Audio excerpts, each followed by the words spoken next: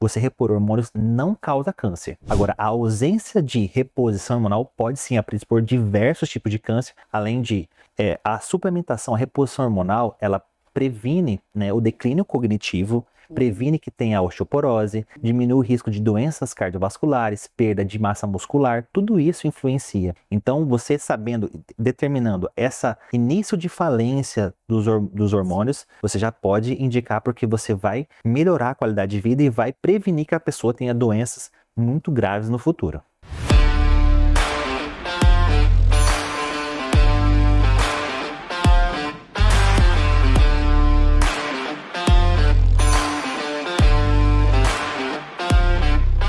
Muito boa noite, está no ar mais um Dr. Cash, o nosso encontro quase que diário aqui no meu canal do YouTube, sempre com um grande time de profissionais que trazem com muita expertise e credibilidade informações para as nossas noites. E eu tenho o privilégio de receber aqui ele que já faz parte do nosso time de informadores, sempre vem aqui com muita presteza, doar um pouquinho do seu conhecimento, ele que atua na área da nutrologia, do emagrecimento, trazendo longevidade e qualidade de vida para você.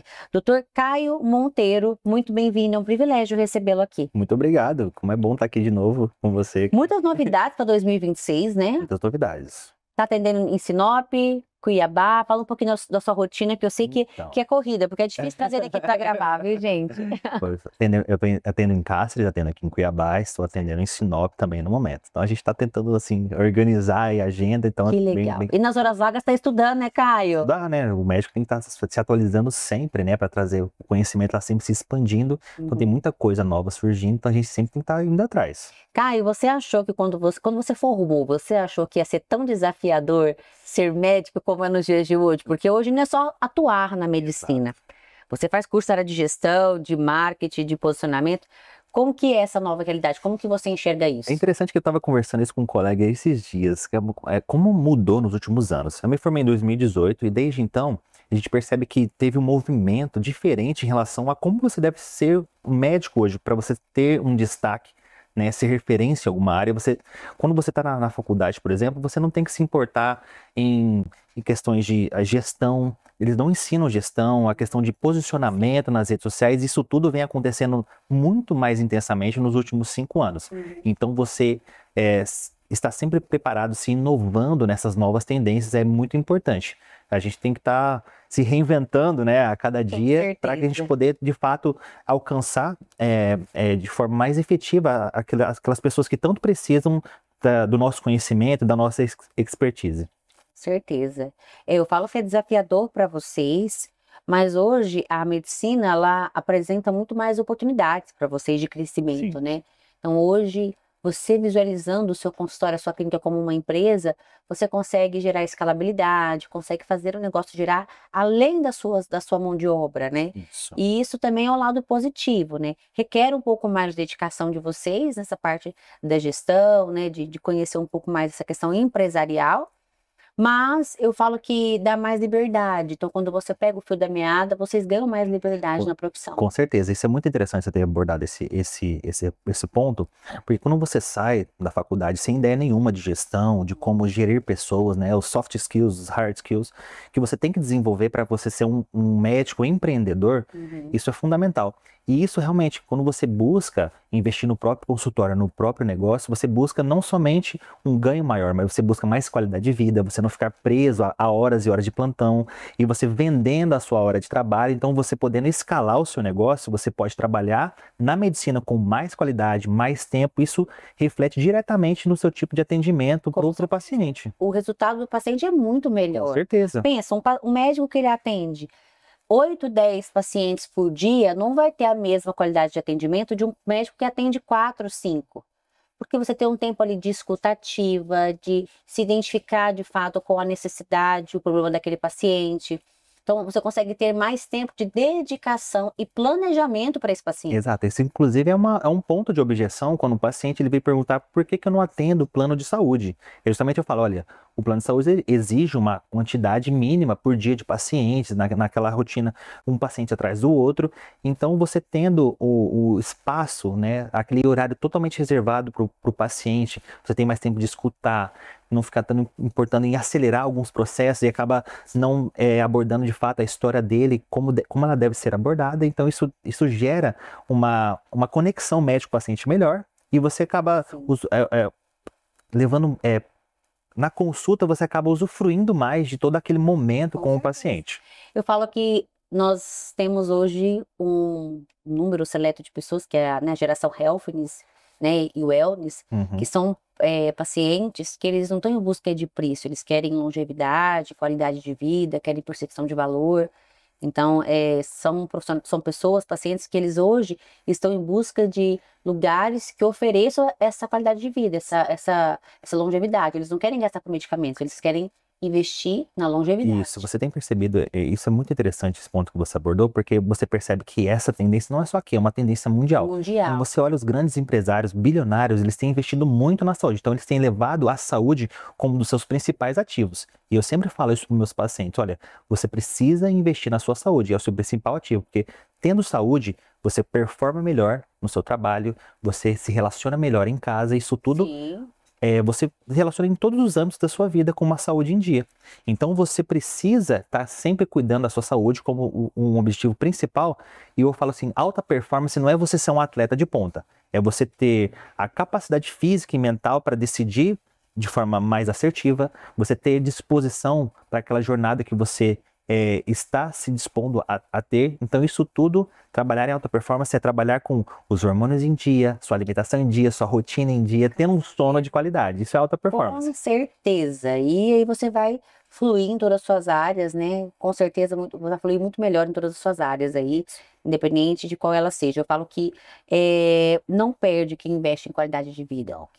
Quem investe na promoção à saúde, né? E que bom que as pessoas mudaram o olhar em relação a isso, né? E tem mudado essa consciência, né? E é por isso que é um dos setores que mais cresceu mundialmente, né? Que é o setor do emagrecimento e também da suplementação.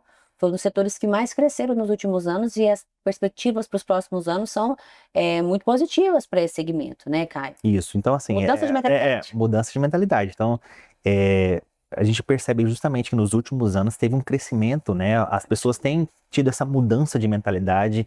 E isso é muito bom, mudado a concepção de que você precisa cuidar da sua saúde para você viver mais, para você viver melhor. Não é questão só de ter mais anos de vida, mas é poder usufruir isso com qualidade. Isso reflete nas atitudes que a gente toma diariamente, né? Para você viver uma velhice saudável, as suas atitudes agora tem que ser condizentes com isso. Alguma mudança hoje vou definir o velhinho que você vai ter amanhã. Perfeito. Ai, bom demais. Caio, hoje a gente vai falar sobre um tema que teve um boom em 2023 para 2024, que foi o lipedema, né? Muitas pessoas sofriam com essa comorbidade, mas não tinham essa consciência. Sim. Então levantou-se isso, muitos estudos saíram, e que bom, né, que saíram, porque eu acho que foi libertador principalmente para as mulheres, porque acomete mais as mulheres por questões hormonais, né? Qual que é a diferença entre lipedema e obesidade? Todo mundo que tem lipedema é obeso? Não, nem todo mundo que tem lipedema é obeso, mas a maioria das pessoas que tem lipedema tem o sobrepeso e a obesidade associada. Bom, a obesidade ela é uma doença multifatorial, como a gente conhece, que ela é caracterizada pela distribuição homogênea da gordura pelo corpo. Tá? O lipedema é diferente. O lipedema é uma doença inflamatória que tem por base uma alteração no hormônio sexual feminino, que é o estrogênio. Então, alguns lugares do corpo, principalmente os membros inferiores, têm uma gordura mais inflamada e endurecida, diferente da obesidade. Sim. E não resolve somente com dieta restritiva e treino. Então, uma das coisas que você pode diferenciar, que as pessoas chama bastante atenção, é as pernas muito inchadas, essa desproporção entre a parte superior e a parte inferior. Às vezes a mulher que é acometida por essa doença, ela relata que, olha, eu tô comendo certo, eu tô fazendo atividade física, mas as minhas pernas não diminuem. E é caracterizado assim, tem dor, inchaço, alguns hematomas que surgem sem ela ter levado nenhuma pancada, e isso é muito característico do lipedema, e pode realmente estar associado ao sobrepeso e à obesidade, e dependendo do estágio da doença, se for um estágio inicial, pode ser confundido e passar batido. Isso interfere no tratamento também, podendo gerar frustração e desconforto com a situação, porque a paciente ela tenta de tudo, muitas vezes, e não percebe os resultados acontecendo. Uhum. E como que é feito o diagnóstico do lipedema, né? E quais são os sinais clínicos que a gente pode observar que nos ajudam a diferenciar as duas condições de obesidade para um processo inflamatório, que é o lipedema? Bom, o lipedema, o diagnóstico dele é clínico. Não existe um exame específico que você faz que detecta o lipedema. O lipedema, ele é principalmente diagnosticado por uma boa anamnese, porque ele surge principalmente em estágios específicos da vida da mulher, associado aí quando você tem hits de estrogênio, que acontece principalmente na adolescência, a puberdade, numa gestação ou uma alteração na menopausa, quando a mulher está passando da fase produtiva, né, da fase fértil, para a menopausa, que é a falência ovariana. Então, nesses 3 estágios, você pode ter desenvolvido ou exacerbado essa doença. E as características principais? Então, é uma distribuição desproporcional de gordura. Ela é desproporcional porque ela é diferente da parte superior para inferior do corpo, mas ela é simétrica. Quando acomete as 2 pernas, os 2 lados. Mas é desproporcional. É desproporcional com o tronco, por exemplo. Fina, exatamente, e as pernas mais grossas. E o outro tem que estar presente dor. Então, é a desproporção simétrica e dor. Aí pode ter inchaço, pode ter hematomas. Isso é muito característico do lipedema, são os principais casos. Em alguns casos, pode cometer também os braços. E quais são os riscos, doutor Caio, de um diagnóstico incorreto? Bom, uma paciente que ela é diagnosticada somente com obesidade, mas ela tem lipedema, foi como eu falei anteriormente. Isso pode levar a ciclos de frustração. Se uma pessoa ela tem obesidade, lipedema concomitante, se você tratar só a obesidade, fazendo uma restrição calórica, aumentando os exercícios físicos, isso não vai resolver. A paciente ela vai ficar frustrada, isso pode levar a uma alta taxa de abandono do tratamento. Porque, tô fazendo de tudo, tô fazendo certinho, não tá resolvendo, então pra que eu vou continuar? Porque é um processo muito gradativo. Exato. Né? E a mulher que ela tem lipedema, ela tem que entender que o acompanhamento dela é pro resto da vida, não tem cura, né? Não tem cura porque é uma alteração genética nos receptores desse hormônio sexual feminino. Não é um problema diretamente relacionado ao hormônio feminino, mas em algumas partes do corpo você tem uma alteração desses receptores, e essa alteração nesses receptores faz com que a gordura seja inflamada e cause todos esses sinais e sintomas que eu mencionei anteriormente. Não, mas que emagrecimento, alimentação, né, atividade física, boa qualidade de sono, evitar alimentos inflamatórios, Isso. Então assim... E em alguns casos precisa fazer uma modulação hormonal, de fato. Sim, falar em modulação hormonal, a gente vai entrar nesse bloco agora da reposição hormonal, né, que eu acho que ajuda muito as mulheres que têm lipedema, todas nós mulheres. Fala que hormônio é vida, gente, né? É hormônio. Quem ainda tem alguma objeção acerca da reposição hormonal, deve estudar mais um pouco, buscar mais aprofundamento. É claro que houve uma banalização muito grande da reposição hormonal. Nós tivemos muitas reposições hormonais feitas de forma errada, banalizadas, sem acompanhamento médico adequado. Então é importante vocês estarem bem orientadas e terem indicações para isso, doutor Caio. Porque a reposição hormonal nada mais é do que você repor aquilo que o seu organismo não está produzindo na quantidade adequada. Exatamente. Então, o primeiro impacto na vida da mulher, quando ela atinge ali a menopausa, o climatério, é a deficiência de hormônios. Que aí acarreta o sobrepeso, a pochetezinha que a mulher adquire ali. Quem tem problema com lipedema tem uma exacerbação do lipedema, a queda da libido, o sono começa a ficar ruim, tudo isso. Agora, doutor Caio, quando que é indicada a reposição hormonal, né? Como que a gente deve considerar essa condição? A gente considera a reposição hormonal quando o paciente ou a paciente ele tem as alterações clínicas, as queixas clínicas, e evidenciado também a alteração laboratorial. Então, a primeira coisa que a gente tem que diferenciar é o uso e o abuso de hormônio. Então, assim, a gente não está colocando aqui no cenário o abuso de esteroides anabolizantes para fins estéticos. Não é isso que está entrando em questão. Quando você fala de terapia de reposição hormonal, justamente é essa reposição. Considerando as mulheres, quando tem ali o climatério, que é antes da menopausa, essa fase de transição entre o período fértil e a falência total dos ovários, é muito importante você levar em consideração a reposição hormonal, porque, diferente do que muitas pessoas pensam, você repor hormônios não causa câncer. Agora, a ausência de reposição hormonal pode sim predispor diversos tipos de câncer, além de a suplementação, a reposição hormonal, ela previne, né, o declínio cognitivo, previne que tenha osteoporose, diminui o risco de doenças cardiovasculares, perda de massa muscular, tudo isso influencia. Então, você sabendo, determinando esse início de falência dos hormônios, você já pode indicar porque você vai melhorar a qualidade de vida e vai prevenir que a pessoa tenha doenças muito graves no futuro. Uhum. E quais são os principais benefícios da reposição hormonal, né? E os mitos que o cerceiam? A gente sabe que existem muitos mitos. Ah, não vou fazer reposição porque vai me dar câncer. Acho que é o maior Isso, deles, é o maior né? deles, é o maior deles. Quais são as maiores objeções, os mitos, né? E os benefícios da reposição hormonal?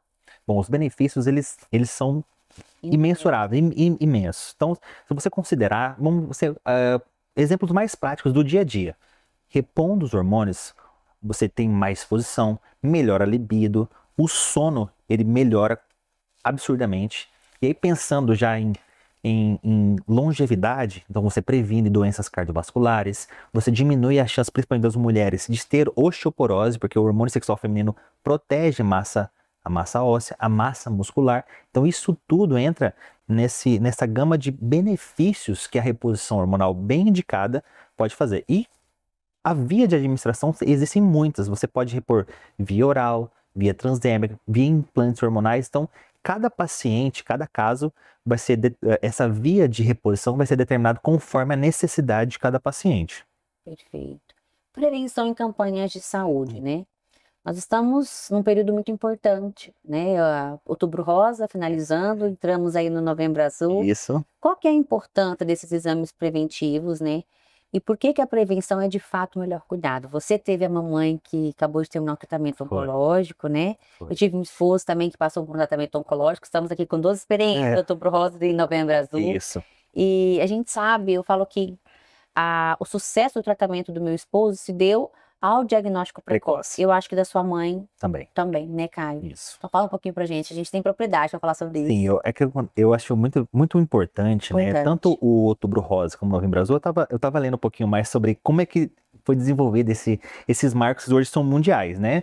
O Novembro Rosa foi na década de 90 nos Estados Unidos, que começou justamente pela prevenção do câncer de mama, que, como você disse, a prevenção, né, você estimular a mulher a fazer o autoexame, né, a fazer exame de Papa Nicolau, né, que é o preventivo, fazer esse acompanhamento adequado, com certeza ajuda a detecção precoce, para que isso seja detectado quanto antes e seja melhor tratado.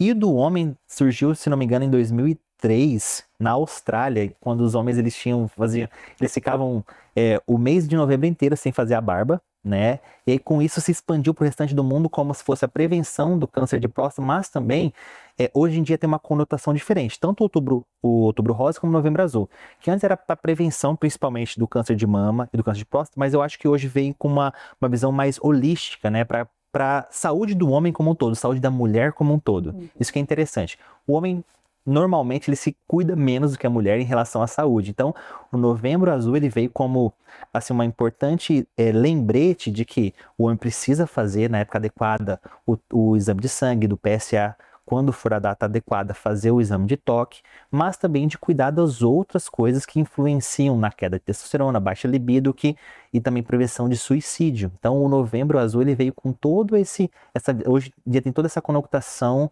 além do câncer de próstata. Isso eu acho muito interessante, esses programas serem muito bem desenvolvidos e discutidos. Então, e a gente como pessoas que tiveram familiares, entes queridos com isso, a gente sabe que quando a pessoa ela tem um diagnóstico assim, não é só ela que sofre, a família inteira fica envolvida. Então, é um processo mexe com todo mundo, não tem como. Mas graças a Deus, tanto o seu esposo quanto a minha mãe, tá tudo curado, certo. em nome de Jesus. Exatamente. Pós-bariátricas e ganho de peso acontece muito. Eu acho que é uma das cirurgias que a gente vai ter mais queda nos próximos anos, né? Com as chanetinhas emagrecedoras, eu não vejo um futuro muito longínquo para as bariátricas, né? Mas ainda tem pessoas que preferem aderir a esse método, né? E a gente pensa que peso, a redução, tô livre do problema da obesidade, não tenho mais. E não é assim. Eu conheço vários bariátricos que reganharam peso e voltaram ao estado de obesidade mórbida novamente. Muitas pessoas buscam na cirurgia bariátrica uma solução definitiva, né, Caio, para a obesidade. Mas algumas acabam ganhando esse peso novamente. Eu quero saber o porquê que isso acontece. Bom, vou falar para você Manda bronca aí. que já fez cirurgia bariátrica. Olha, a cirurgia bariátrica, ela não é a cura da obesidade, ela é uma ferramenta, né, para o processo, né, de controle da obesidade. A obesidade a gente enxerga hoje como uma doença crônica. E se o paciente ele não tem essa mudança de mentalidade, essa percepção de que é uma doença crônica e precisa ser levado como uma doença crônica para o resto da vida, a grande chance de ganho de peso. Porque as células estão ali vivas, né? Quem uma vez obeso, você não tem mais obeso, né? Isso que não existe. Não, é que a questão é que quando o seu metabolismo, a gente tem um set point metabólico, como se você ganhasse peso, o maior peso que você já teve na vida, e o seu corpo, se o metabolismo ficasse regulado daquele peso. Então, sempre que você tentar perder peso, se você não se controlar, se você não se cuidar, não mudar o estilo de vida, o seu corpo, seu metabolismo vai tender a te jogar para aquele peso anterior que você tinha. Olha é o que acontece com o paciente pós-bariátrico. Como se ele gravasse aquele ali. Exato, como se ficasse gravado na memória, né, do seu metabolismo, aquele peso anterior, e vai tender a te jogar sempre para ele. Você tem que viver o tempo inteiro enganando ele. Eu não sou gordo, eu não sou gordo, eu não sou gordo. Isso, justamente, modificando, principalmente, por isso que isso é importante, o acompanhamento do paciente que faz cirurgia bariátrica, o acompanhamento nutricional, o acompanhamento médico, às vezes o acompanhamento psicológico também, porque isso tudo precisa ser avaliado como a obesidade é uma doença multifatorial. Então, para algumas pessoas, o gatilho principal é uma questão emocional, então isso precisa ser trabalhado no consultório. Então, outras pessoas é a questão da compulsão alimentar. Então, a gente avalia a obesidade com uma visão multifatorial e, através disso, né, faz esse acompanhamento a longo prazo. Então, acompanhamento médico e nutricional, exatamente, né? Importantíssimo. Com certeza. Déficit nutricional. Muitas vezes a nossa saúde ela é impactada, de forma geral, por algo que não vemos. Quais são os sinais de que o nosso corpo pode estar com déficit nutricional? É correto fazer essas dietas, essas continhas matemáticas de caloria, né? Eu sei que você não é nutricionista, né, Caio? Você vai falar isso melhor. O Danilo parece aqui, ele cala a boca. Um abraço, Danilo. Mas, assim, é correto a gente ficar trabalhando com déficit nutricional? Não, é que acontece, eu acho que a última vez que eu vim aqui, né, eu até expliquei, eu acho que eu trouxe um livro para você que era o Código da Obesidade, sim, né, que eu trouxe. E nesse, dos grandes mitos é que a obesidade, ela se trata de uma doença calórica. Não, a obesidade é uma doença de base hormonal. O que acontece? Se você restringe demais as calorias, o seu corpo, ele quase que imediato, ele se adapta a essa ausência de calorias que você corta abruptamente. Então, por exemplo, você está comendo 2.500 calorias por dia. Seu corpo está habituado àquilo. Você quer fazer um déficit, aí você corta pela metade.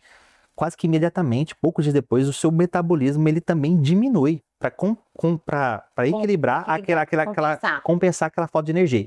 E isso, como é que isso vem?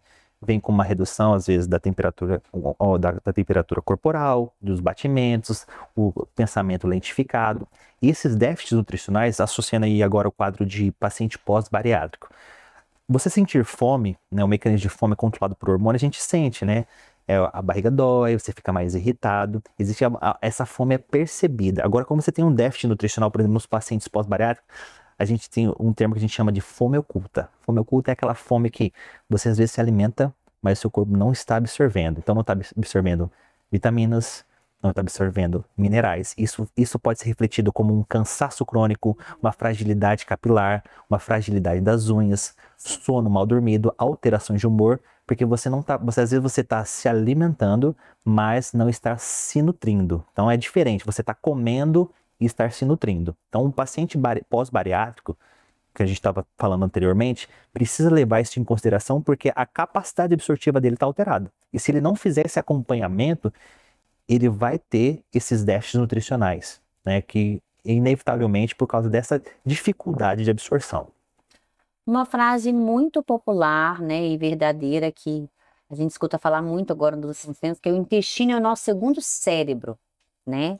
Como que é essa relação, Caio, entre a microbiota intestinal, né, a nossa saúde mental e a imunidade? Como que funciona? Bom, o que acontece é o seguinte, quando eu vou falar um pouquinho de de intestino com o paciente, eu lembro que, bom, se você analisar, a nossa pele é a nossa barreira contra o meio externo. E o intestino é a nossa barreira quando os alimentos ele entram. Então a primeira barreira, a primeira linha de defesa do nosso corpo, ali com que você está se alimentando, bebendo água ou comendo, é o seu intestino. Então, o intestino ele é constituído por bactérias que ficam ali, e se você tem uma desregulação dessas bactérias, bactérias boas e ruins, se você tem um distúrbio, uma desregulação da quantidade de bactérias boas em decorrência das bactérias ruins, você tem uma desbiose, uma alteração dessa proporção. E isso influencia na questão da absorção de nutrientes e da sua imunidade também. Por quê? Quando você tem uma alteração nessa microbiota intestinal, você pode inflamar o seu intestino, né? Você pode acabar absorvendo substâncias que você não deveria. E isso pode desencadear um processo de inflamação crônica que pode exacerbar ou desencadear doenças autoimunes e diversas outras doenças por causa de uma alteração no intestino. Que é a desbiose. Que é a desbiose. E levando em consideração essa do segundo cérebro, é interessante que cerca de 90% da serotonina, que é um dos principais neurotransmissores, e outros neurotransmissores são produzidos no intestino. Ou de forma direta ou indireta, porque o que define a produção é o quanto você absorve do substrato dos alimentos. Para você produzir dopamina, que é um neurotransmissor que causa prazer, né, o sistema de recompensa, tudo isso influencia. Então, se você não tratar o seu intestino da forma como ele deve, se alimentando bem, bebendo água da quantidade adequada, e não prestar atenção nisso, você pode ter diversas consequências, né, em todos os seus sistemas corporais. Então isso precisa ser muito discutido. É interessante que, não sei se você discutiu isso com o Balu da última vez, você chegou a discutir com o Danilão. Não. O tema de desbiose é um tema bem extenso, viu? Isso acho que só ele dá um podcast sozinho, Com porque certeza. é muito interessante e como isso tem crescido, né, na questão médica também. Só para você ter ideia, Paula, algumas faculdades nos Estados Unidos de graduação médica estão acrescentando na grade curricular a disciplina de nutrição. Dentro da nutrição, a questão do intestino também. Porque como a gente vem percebido, o médico... Uma ligação muito direta. Com certeza, o médico ele precisa ter uma base muito boa da importância dos alimentos, das vitaminas, dos minerais, na saúde do corpo como um todo. E é isso que eu acho mais interessante na forma como eu atuo no meu consultório, de poder ter essa visão mais integral, mais ampla e tratar de fato, né, prevenindo essas doenças e não a causa, e tratando a raiz do problema. Com certeza. Caio, nós vamos para um rápido bloco comercial e já voltamos, tá? Fiquem ligados aí. Na Vitaforma, nosso propósito vai além da suplementação. Acreditamos que investir em saúde é construir um futuro de qualidade, energia e vitalidade. Com nossa linha de suplementos de alta qualidade, como a creatina, a VitaCarb, Vital Q12, a melatonina, o ômega 3 e a creatina em goma, oferecemos soluções práticas e eficazes para quem busca viver mais e melhor. Escolher Vitaforma é priorizar sua saúde e a sua longevidade. Somos mais que uma marca de suplementos, somos um parceiro na sua jornada de bem-estar e evolução. Vive intensamente. Invista em você.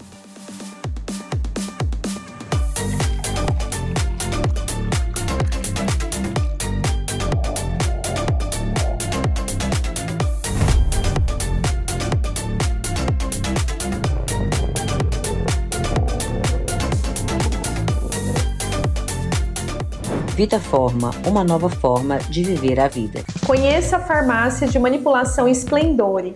Oferecemos um ambiente aconchegante, um laboratório completo para manipular as suas fórmulas e uma linha própria e exclusiva da La Splendore, com produtos de skincare e suplementação. Na Splendore, você pode também agendar uma consulta farmacêutica para obter orientações personalizadas. Visite nossas unidades em Rondonópolis e Primavera do Leste. Splendore Farmácias de Manipulação. Há 11 anos, suplementando saúde.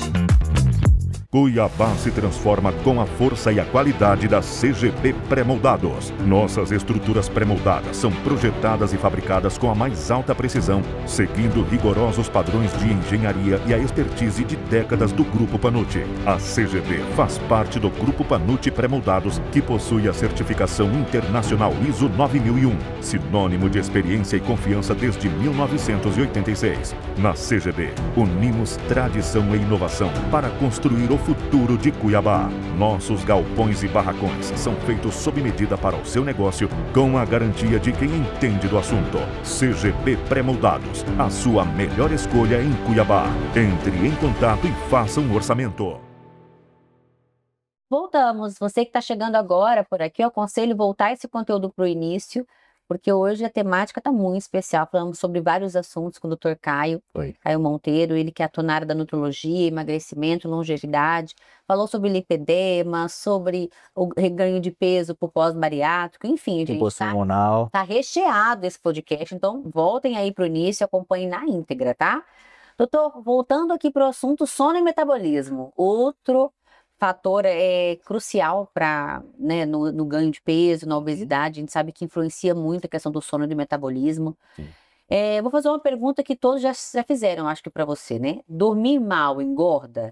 Qual que é a influência da qualidade do sono no nosso metabolismo e no ganho de peso? Fala pra mim. É até interessante que eu estava conversando com o John sobre isso. Ele falou, meu Deus, como assim? Você dormir bem para ganhar massa muscular? Super mal, John. Né, John?